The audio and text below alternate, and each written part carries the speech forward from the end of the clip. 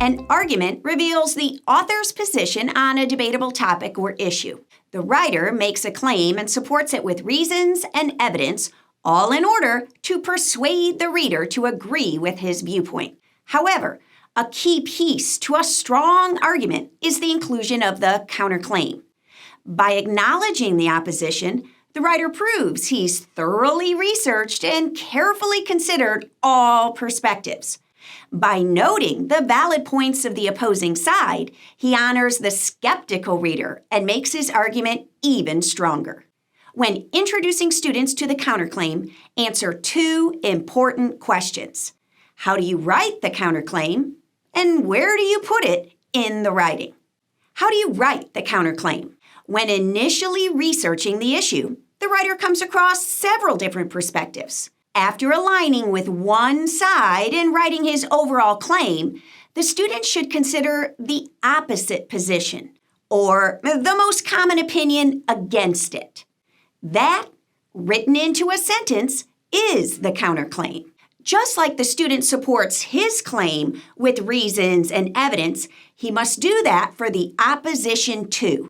In other words, the student should follow the counterclaim with facts, evidence, and quotes to support it.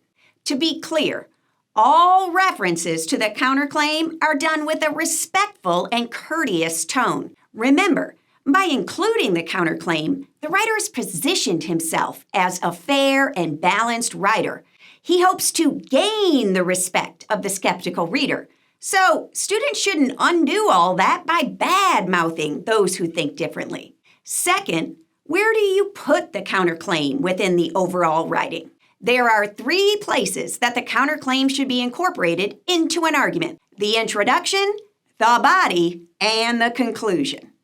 Within the introduction, it's common for the writer to start with some general background information about the issue, and this easily leads into the counterclaim.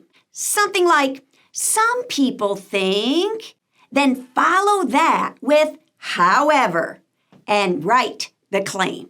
Ideally, the counterclaim is then woven into each body paragraph. However, when first introducing the skill to students, it's easiest for them to address it in a standalone paragraph. This would include a topic sentence stating the counterclaim and several sentences that provide evidence and support of it. Then consider where this additional body paragraph should be inserted. So as not to break the flow of the argument, it's best to bury the counterclaim paragraph. Consider teaching students to organize their reasons as follows: second best reason in support of the claim, third best reason in support of the claim, then the counterclaim paragraph, and finally, the first best, strongest reason in support of the claim. It's important to include the counterclaim, but the writer also wants his strongest reason to be the last thing the reader hears. So this 2-3 counterclaim 1 pattern acknowledges the opposition, develops it, and then moves past it. When concluding the argument, reiterate that this debatable issue has different perspectives. Then restate the counterclaim, but reinforce the stronger, better position by reiterating the thesis statement.